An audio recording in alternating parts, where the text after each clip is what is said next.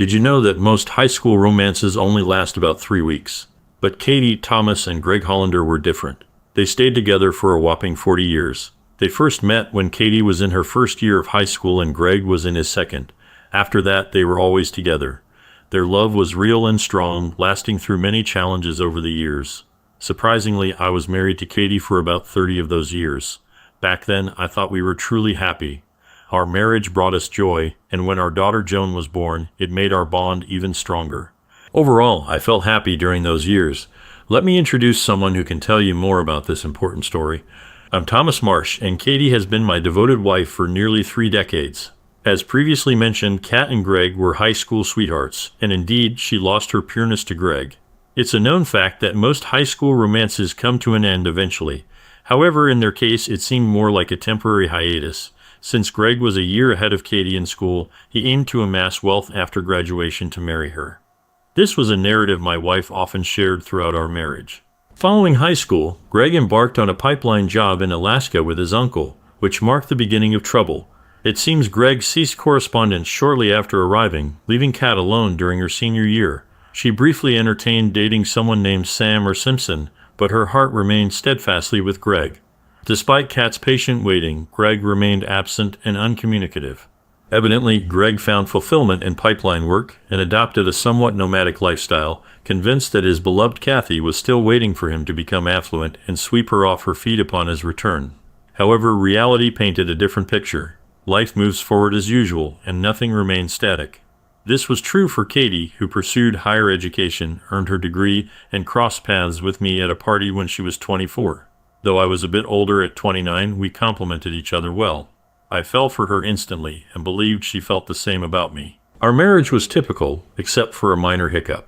2 days before our wedding, a letter arrived from Greg, akin to the prodigal son returning home, urging Kat to meet him. Thankfully, Kat's mother intervened, advising her to focus on her new life and not waste time on Greg, whom she referred to as that crap. After some intense moments where I worried Kat might cancel our wedding, she went through with it and became my wife, Mrs. Katia Marsh. By the time Greg showed up, we were already on our honeymoon. He seemed upset and joined the Marines. After our honeymoon, we settled into our new lives. Kat worked as a nurse, and I worked as an insurance adjuster. Our marriage was strong, but there was a problem. Greg kept texting Kat, and she texted back. When I asked why, she got defensive, saying he was just an old friend who needed support because he was single and in the Marines. She said she was only trying to cheer him up. I knew about their messages and felt uneasy. But then we heard he got married and their communication stopped. That made me feel better. Over the next 3 years, Kat got only 3 Christmas cards from Greg, and that was it. During this pause in communication with Greg, our daughter Joan was born. With our newborn in tow, Kathy and I joined forces and diligently worked to build a home and farm to provide Joan with a good life. Those were indeed good days, and we worked together harmoniously to nurture and raise our child. However, as is often the case, a disruption arose. One day, Katie received a letter from Greg. Though she never discussed it, I observed our stamp consumption increasing, leading me to conclude she had resumed correspondence with him. Despite this, I chose to overlook it, considering his duty to protect democracy while I ensured my family's well-being. If they chose to write to each other, I deemed it their business, regardless of my sentiments. One day, Kat started telling me some things she learned from Greg. He had divorced his first wife, but got married again. He had been in battles and got many awards for it. While I listened a bit, Katie talked proudly about her old Marine friend. I gently corrected her, saying he liked to be called a Marine, not a soldier. Katie laughed softly and said she should be careful. It made me sad to see her talk about him, but I hoped she would focus on our family someday.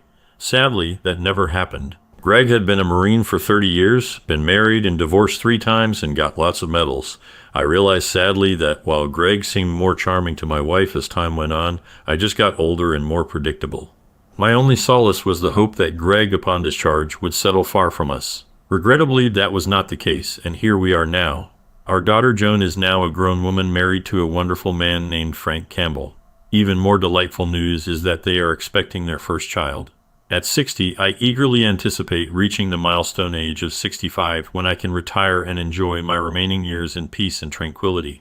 Katie still looks as radiant as ever and has the ability to make my heart skip a beat. Little did I realize that the peace in my life would soon be shattered. One Thursday, upon returning home, I found Kat dressed impeccably, informing me of a dinner reservation at 7. Initially perplexed, I searched my memory for any forgotten anniversary or birthday, only to realize that was not the case. So I went along with it, heading to our bedroom to freshen up and attempt to match Kat's elegance. Dinner was fantastic, and the restaurant was crowded, leading me to suspect Kat had more on her mind than just enjoying the food. As we reached the end of our meal, I turned to her and said, "All right, now you can tell me. I'm in a good mood and won't cause a scene." One of my idiosyncrasies is that I never lose my temper in public. Working in the insurance industry teaches you to keep your composure in public, and that habit spills over into my personal life. Kat understood this about me. Over the years, whenever she had something potentially upsetting to share, she'd choose a public setting to break the news. Tonight, I sensed something was off just by looking at her face. You become adept at reading your partner. I had a sense of foreboding tonight, convinced it would ruin my evening. Finally, she told me with worry, "Tom, Greg is back." I suddenly felt sick, but I knew it wasn't because of the food. I looked at her, waiting for more details, but Kat just looked at me quietly. Finally, I asked, "When you say back, do you mean he's back from vacation?" She shook her head and said softly, "No, Tom, he's not on vacation. He left the army and bought a house 2 streets away from us." Hearing this, my panic grew, and I quickly asked, "And he's going to live there with his, what, third wife?" "Again," she said softly. "No, he got divorced again, and this time he lost part of his pension because of it." I tried to control my anger, but I couldn't help saying, "Crap, this is just too much." Some people nearby looked at me surprised because of my swearing. I wasn't upset that Greg lost part of his pension to his ex. I was upset because he moved closer to us, and I needed to know why. I asked Kat firmly, "You haven't met Greg, have you?" The look on her face gave me the answer. She didn't even respond when I asked my next question. "When and how did this happen, Katie?" She also looked a little down when she answered. "Yesterday he stopped by our house to tell me that we are now neighbors." My heart was racing, and I continued the interrogation, very afraid of what I might find out. "Did you sleep with him, Kat?" Once again her expression told me everything before she confessed. "I did it, Tom, but it's not what you think." I peered into her eyes and almost growled. "I believe, Kat, that my faithful wife slept with someone other than her husband. Now explain to me why this isn't what I think it is." "I did it because he needed me, Tom. When he approached me, he seemed so lost. He's struggling with anxiety or something about a divorce, and he needed me desperately, so I tried to help him. I love you, Tom, but I realize I still love Greg too." So there it was. My wife had slept with Greg, and he used PTSD and divorce as his way back into Kat's heart and her bed. I stared her down and spoke as firmly as ever in our marriage. "All right, Kat, the damage is done. We can work through this and reclaim our lives, but you can't sleep with him again. Do you understand?" She looked at me tearfully and said quietly but firmly, "I can't promise that, Tom. I love him and he needs me more than you." It was shocking to hear those words from her, but a public restaurant wasn't the place for our private turmoil. I signaled the waiter for the bill. 10 minutes later, we were in the car heading home when I pressed the issue again. "Kat, how can you be with him knowing you have a husband? Have you forgotten the vows we made almost 30 years ago? Remember forsaking all others." She started crying openly and between sobs said, "I'm sorry, Tom, but he needs me, and we found each other again. I can't bear the idea of losing him or you." I didn't know what to say or do to make her let him go. With a bit of frustration in my voice, I said, "Well, what then? Should we take turns having days off? He gets you for New Year's, and I get you for Christmas." "Stop it, Kat. You can't have 2 men," I said firmly. She stopped crying and looked at me strangely. "How about we take a break, Tom?" Now it was my turn to feel embarrassed. "What are you suggesting, Kat?" She changed the subject. "Listen, Tom, remember about 18 years ago when you took a year off to pursue your master's degree? You did what needed to be done and then returned to your job and everything was fine." I shook my head irritably. "Kat, how can you compare me getting a degree that benefited the family and the company with your involvement with this guy, which only benefits the 2 of you at this point?" I pulled into the driveway and turned off the engine. Kat reached out and touched my face lovingly, making her plea. "Tom, I missed my last year of high school with Greg, and if I had that year, we might not be facing this situation tonight. Give me this year and we'll get rid of Greg, and I promise to be the best wife to you. I need this time, Tom, please." I experienced a mix of emotions, sadness, hurt, shock, and depression. The urge to grab Katie's neck and squeeze until her eyes dimmed surged within me. However, I recalled stories about prison and how coup husbands forfeited their freedom and property in fits of rage. I stated, "All right, Kat, if this is truly what you desire, feel free to proceed. But it's crucial to note, don't expect my approval. And let me be clear, I don't wish to see or hear from you in any capacity for the entire year, understand? Also be aware that in a year you may have no one to return to." I hoped that the strict conditions I set for her vacation might dampen her enthusiasm, but it seemed futile. She appeared deaf to my words after agreeing. After kissing my cheek, she expressed gratitude and assured me that I wouldn't regret it. I shook my head and conveyed that it was too late and I already regretted it.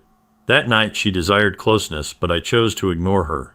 The mere thought of her with Greg made me feel nauseous, and I couldn't bear physical closeness. I grabbed a pillow and informed her I would sleep in the guest room. I noticed this deeply hurt her, and part of me was glad, hoping she might reconsider her plans. The following morning I woke up hoping that last night was merely an aberration, and that Kat would have a change of heart in the daylight. I was mistaken. Upon entering the kitchen, I found her preparing breakfast, looking as if she'd just won the lottery.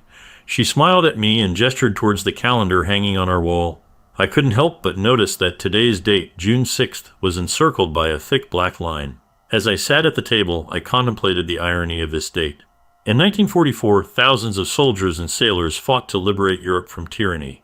Yet today, I lost my wife to another oppressor. Katie seemed almost giddy as she served me breakfast. Placing it in front of me, she said, "I understand your concerns, my love, but a year from today, I'll return to you and be solely yours. I truly need this time to sort things out and clear my head, and I promise you won't regret it." She smiled happily at me and said, "I called Greg this morning while you were still asleep and told him you said it was okay for me to go on vacation. He's coming to pick me up in an hour." With each word, I felt more and more upset, but I felt like I had to give her one more chance. "Kat, you don't have to do this. Please take more time to think about it. You can't be certain that, in a year, you'll be free from him. Focus on freeing yourself from his hold and working on repairing our marriage. I ask you not to risk destroying what we have." She grinned at me with an air of superiority and spoke gently. "Tom, I appreciate the love you've shown by granting me this time. Trust me, I know what I'm doing. Our marriage will be even stronger when I return. Now I need to finish packing, honey, so finish your breakfast."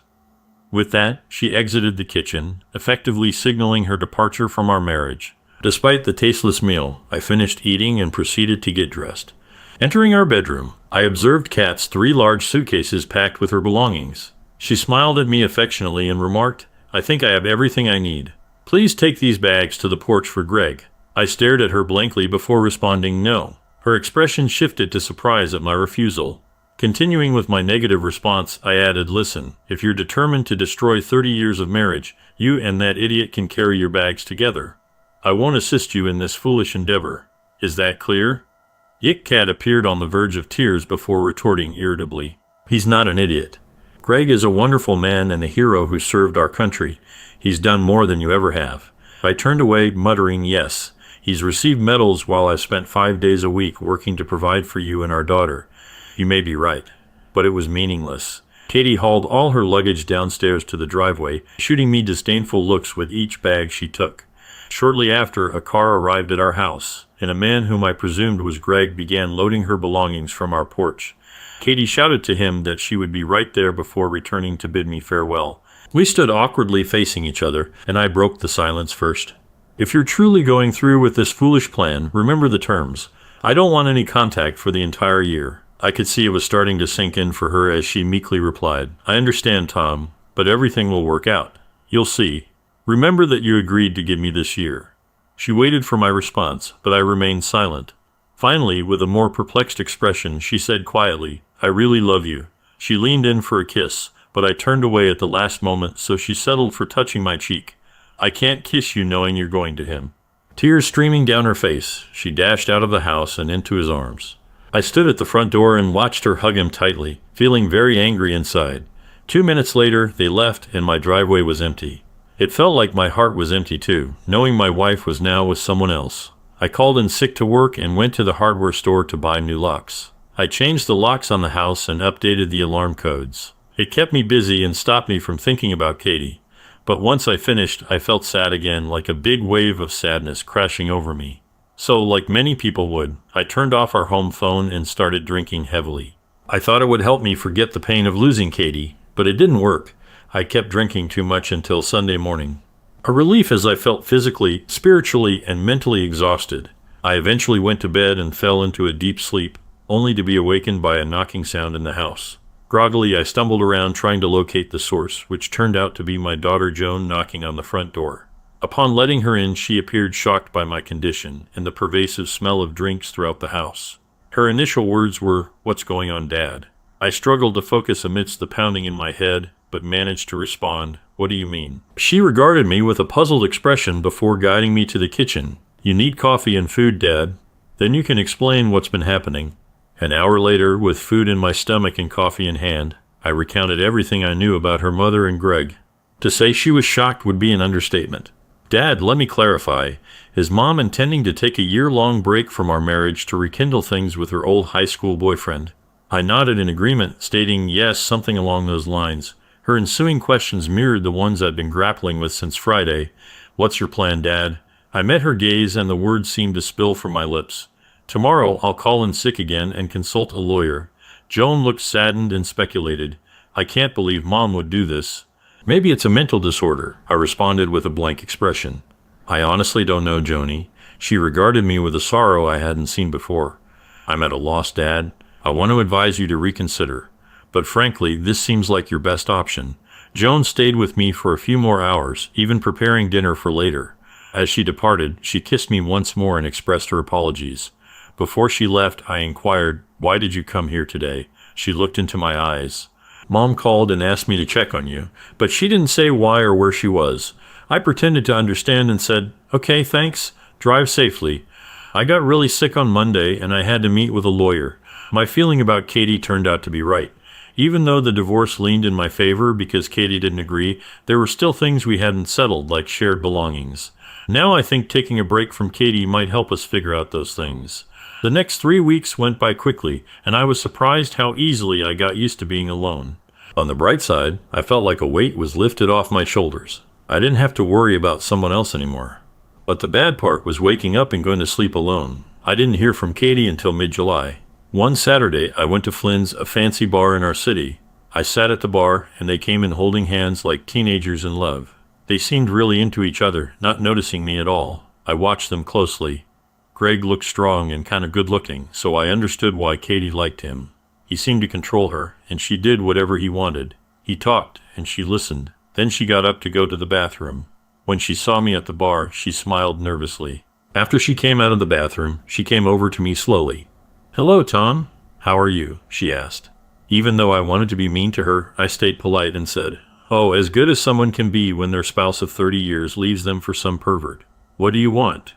My sarcastic comment confused her, but she didn't back down.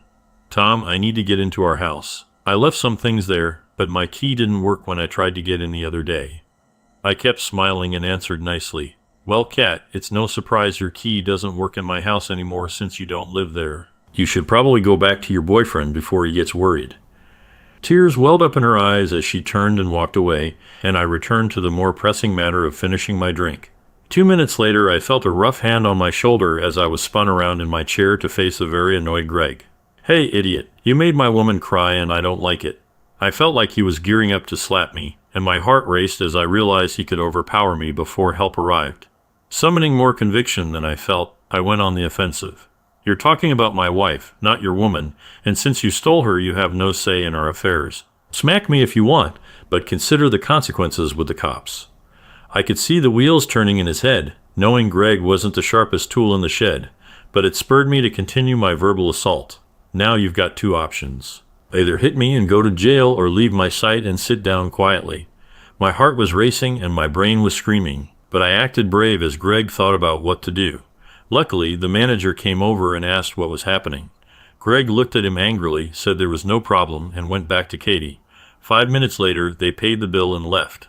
On the way home, I thought about what Katie wanted from the house and decided to find out. I searched for about 3 hours until I found boxes under her dresser. Underneath them were letters from Greg to Katie. As I read them, I realized that Katie had been having an affair with Greg for years. One letter, dated 5 years earlier, read, "It's comforting to know you still miss me. When I return, we'll be together. You'll have to find a way to rid yourself of your weak husband." Reading through them all felt akin to flipping through a cheap novel. Many detailed his plans concerning Kat or reminisced about their high school days. By the time I finished, Life sans Kat had become noticeably simpler. I didn't hear from Kat until September 1st, my birthday. Upon returning home from work that day, I found a covered dish and a birthday card on the porch. Bringing them inside, I discovered she had prepared my favorite stew. The card wished me a happy birthday, with a note inside reading, "Tom, I know we're not supposed to communicate, but I couldn't ignore your birthday. I dream about us every night, and I know that by the end of this year, I will be yours and he will be gone. Please never stop loving me or abandon us." Kat, my daughter Joan, had been keeping a close eye on me since Kat's departure and called me on my birthday. After some small talk, she finally revealed the real reason for the call. "Dad, you know my due date is in 3 weeks, right? How could I forget the birth of my first grandson?" "Yes, I know, honey. You and Frank must be worried." A brief pause alerted me to a potential problem when she continued. "Dad, Frank and I had dinner with Mom and Greg. Mom wants to be there when my baby is born, and she wants Greg to be with her. I know you and Mom agreed not to communicate for a year, but could you make an exception for me just this once, please?" Learning that Joan and her husband had dined with them surprised me, but I wouldn't spoil the birth of her first child. "All right, Joan, she can come, and she can bring him if necessary," Joan promptly corrected me. "Dad, stop with the name calling. He's not such a bad guy, and he makes Mom happy. I haven't seen her this joyful in years." I was stunned. Then anger surged through me as I retorted, "Your grandmother called him names years ago. Nothing has changed. First, you're all dining together. Now you're defending him. I don't know what he's doing, but he's slowly pulling my family away from me. Just curious, when are you going to start calling him Dad?" She spoke quickly, sounding sorry. "Dad, I'm so sorry. I didn't mean it like that. I can imagine how you feel, and I'm truly sorry." I cut her off and said coldly, "It's okay, forget about it. Listen, I have something in the oven I need to take care of. Behave." She said she loved me and hung up. That's probably when I realized my life would never be the same, and it was time to fight back. First, I started selling my things to lower my money. Second, I stopped being afraid and went out into the world again. The next days were busy. First, I talked to my lawyer about managing my money. Then, I got a stun gun for self-defense in case I had to deal with Greg. Third, I planned a trip to Vegas in October. And fourth, I looked for someone online to be with, hoping to find a woman my age who wanted a long-term relationship. About my stuff, I can use them or give them to others. Since my spouse doesn't reside with me, it appears to be my responsibility to decide how to divide our belongings. What intrigued me about the situation is the significant flexibility it granted me in shaping my future plans. During Joan's childbirth, I was at my workplace, and my secretary answered the phone. It was her husband, Frank, bursting with joy to inform me that I had become a grandfather. I extended my congratulations and promptly made my way to the hospital. Upon arrival, I located Joan's room and headed straight there. Approaching the door, I overheard her conversation with Katie. "Mom, what you and Dad are doing seems utterly pointless. Do you truly want to lose him to Greg?" Katie's voice was reassuring. "Don't worry, Joan. Greg loves me too much to ever leave. And what we have now is amazing. It's hard to explain, but being with Greg feels like high school every day, only better because we're together physically. He treats me like a princess and makes me feel special every night. I've never felt so close to someone in my life. I'll really miss this when I go back to your dad." Joan sounded disgusted. "Mom, I don't want to hear about your romantic life with Greg. I know he's great, and you two seem perfect together. But I want my child to have grandparents who are together, not fighting or separated. Please, Mom, go back to Dad before it's too late. He might not be as exciting as Greg, but Dad will always be there for you. Greg might be amazing, but relationships can end. Dad is reliable. He won't leave you if you do everything right. If you have to, beg him to take you back." There was a short silence before Joan begged, "Mom, don't wait too long or you might lose Dad." Kat's voice showed she was wrong again. "You don't need to worry about your father and me. When I'm done with Greg, he'll welcome me back with open arms." Joan's voice held a heavy dose of skepticism. "I understand you think you know Dad, but I've seen and spoken to him, and he's changing and not for the better, it seems. He appears bitter and more distant since you left. Are you really willing to risk our good 30-year marriage for your high school sweetheart?" Having heard enough, I seized the opportunity to enter the room and exclaimed with a forced smile, "Hey Mom, congratulations on your new son. You two must be thrilled." I went over and embraced Joan, pointedly ignoring Katie.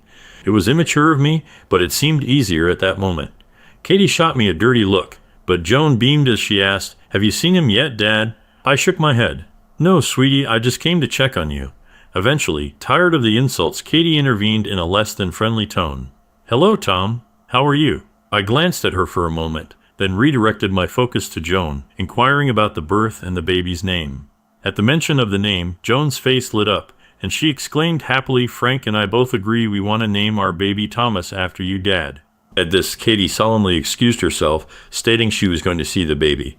Once she left, I took Joan's hands and spoke in a serious tone. Joan, you know your mom and I probably won't reconcile. I could see my words hit her hard. No, Dad, I don't believe that. She'll come to her senses soon and come back home.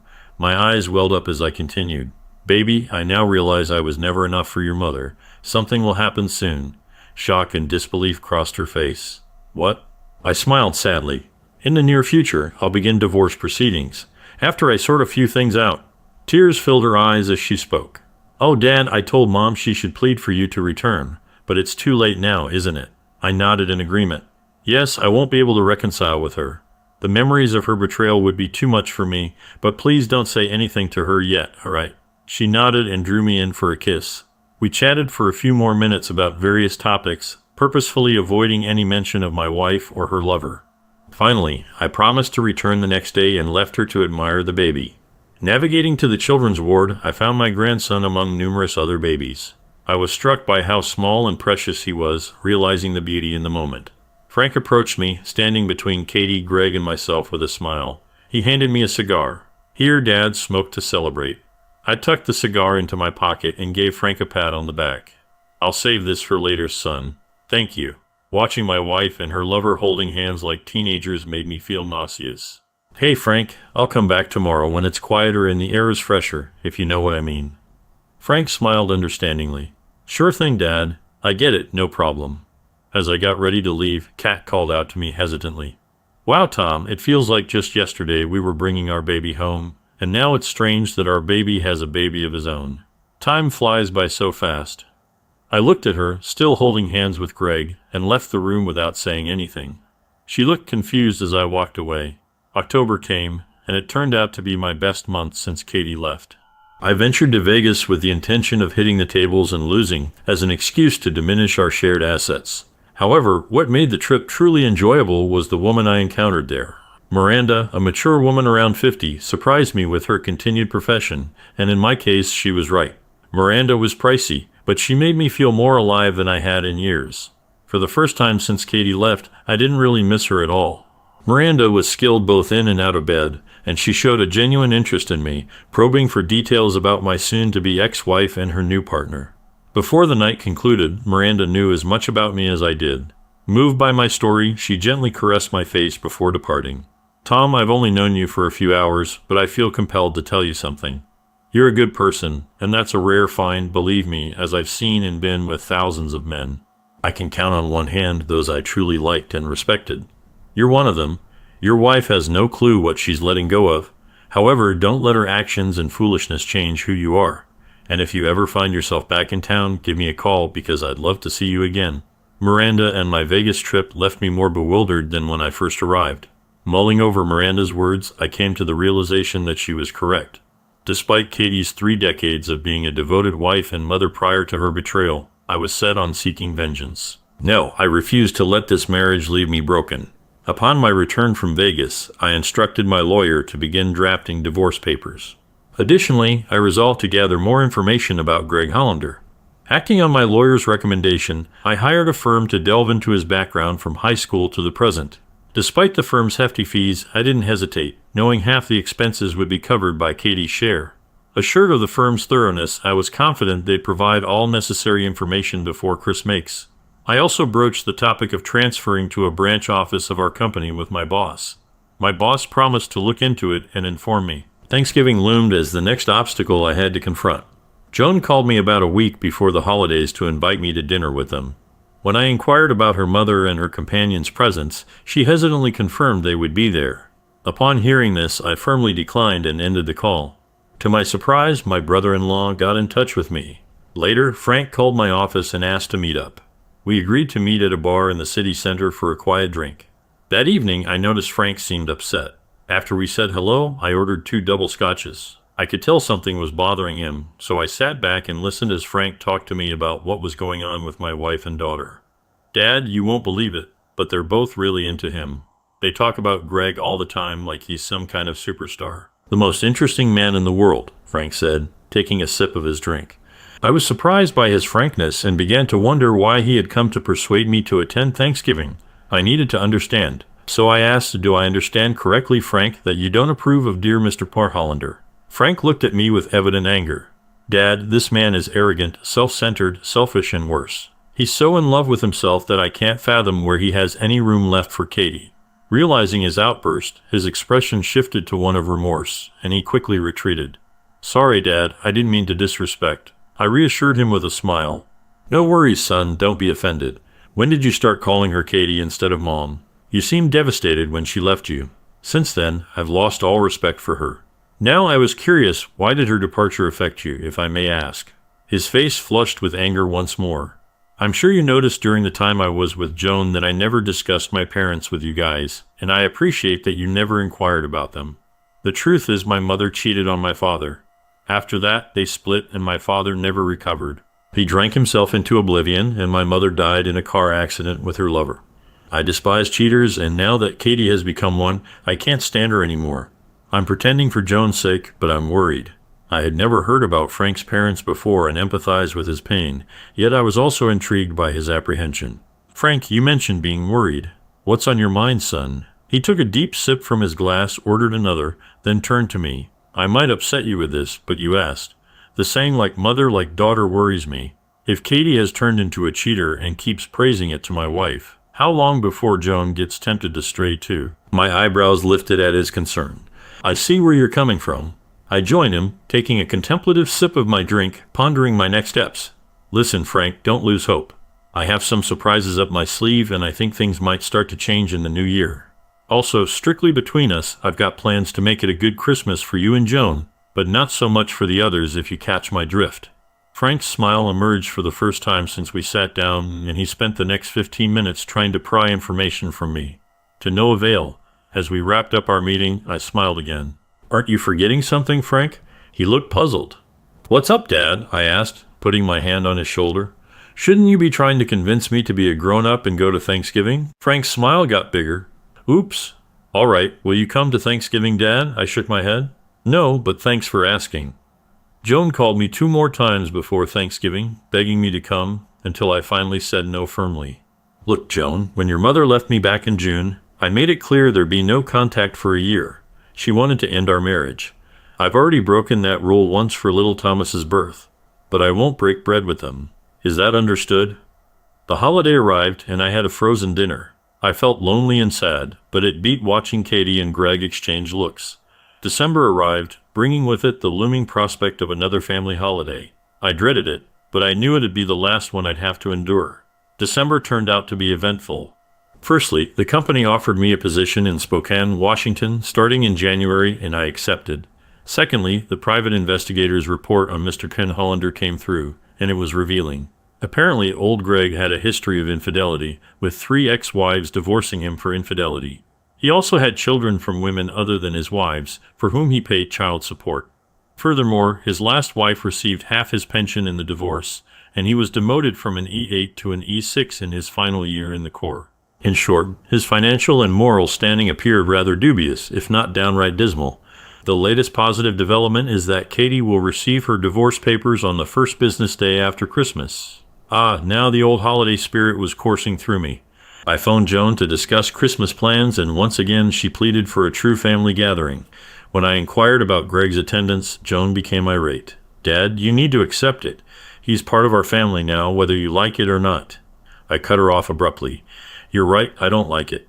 But for the child's sake, I'll be there. Joan appeared genuinely pleased as she exclaimed, Thank you, Dad. This will make everyone so happy. I doubted that would be the case. But who was I to ruin the fun? 2 days later, when I got home from work, the phone rang. I answered, Hello? There was an awkward silence on the other end, and I almost hung up.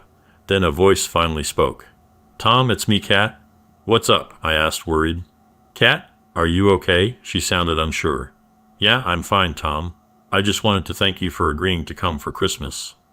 I realize now how much I've hurt you. We've never spent a holiday apart in 30 years. I was miserable at Thanksgiving without you, and I've been reminiscing about us so much lately. I cut short her nostalgic trip. Well, Katie, I'm glad to hear you reflect on us. However, I must remind you that when you initiated this separation, I insisted on no communication between us. I made an exception for Christmas Day, so I believe we should end this conversation now. Goodbye. After hanging up, I felt awful. I had never spoken to her so harshly in our entire 30-year marriage, but as guilty as I felt about my words, it didn't compare to the day she left me. The month passed slowly, allowing ample time for Christmas shopping. I made sure to buy gifts for everyone. Additionally, I packed belongings for my new job and rented a car for the cross-country drive. I also conversed with a helpful woman at my new office, who informed me she had selected a few well-appointed furnished apartments near the office. The pleasant surprise was she would personally show them to me upon my arrival in Spokane. Yes, everything was falling into place for me. Arriving at Joan and Frank's on Christmas Day in December, I discovered Katie and her partner had already arrived. Joan warmly embraced me, commenting on the surprise before returning to dinner preparations. I smiled inwardly, thinking if only she knew what a true surprise this was. Frank greeted me, taking my coat as I quickly inquired, "Can I see my grandson?" Frank nodded, mentioning the baby was asleep in the nursery, but I could visit. Quietly I entered and observed the sleeping figure before me, a surge of emotion washing over me, aware that soon I would depart, but unable to stay. Sensing movement behind me, Katie silently approached and stood beside me. I couldn't help but feel the irony that she should have been here since June. Katie whispered, "We have a wonderful grandson, Tom." Filled with sadness, I replied, "Yes, Katie, but who will he call Grandpa? Me or the fool? Or both?" Katie looked surprised. "Why would you say that? You're the only grandfather this child will ever have." I murmured quietly, "Let's hope you're right, Katie," and then I left the room. Frank and I talked for hours, while Joan, Kathy, and Greg seemed lost in their own world. I was disappointed how quickly my daughter fell for Greg's charms. Frank seemed unhappy too, but I promised him things would change that night. He looked hopeful as he whispered, "I hope so, Dad. I can't stand that guy around her anymore. At this rate, he'll soon be cozying up to Joan." Dinner was served, and although the food was good, the company wasn't. Once again, I didn't feel like talking to my wife or her partner, and Frank seemed hesitant too. Greg was the only one talking, telling stories to the women. It made me feel sick watching him with his little fan club. After dinner, Joan brought the baby into the living room, and we all gathered together. Looking at my family, I realized this might be the last time we were all together like this. Joan seemed happy as she asked Frank to hand out gifts. When he did, Joan gave her mom, Greg, and me presents. Katie received a sweater, Greg a gift card, and I received a tie. Practical yet uninspired gifts, much like how my wife and daughter perceived me. When Frank, Jane, and the baby unwrapped their presents from Kathy and Greg, Joan smiled and laughed, while Frank remained polite but distant. Once everyone finished opening their gifts, the room fell a bit silent, all eyes turning to me and my bag of presents. Breaking the silence, I declared, "To conclude this wonderful weekend, I want to give you all the gifts you deserve for this holiday." Standing up, I retrieved the bag I had brought and handed Frank and Joan a large envelope wrapped in festive paper. Joan eagerly tore open the wrapping while Frank observed. As Joan sifted through the papers inside the envelope, her joyous scream filled the room upon realizing its contents. Waste no time, Joan filled her in, exclaiming, "Mom, Dad gave us your house for free, no mortgage. Now we can move out of this rental. Isn't that amazing?" Katie's expression faltered as she looked to me with concern. "Why did you do this, Tom? Where will we live?" I shot her a piercing look, hoping to convey my feelings. "Don't fret, Katie. I've thought of everything. Here, this is for you." I watched as she tore open the paper, revealing a bracelet inside.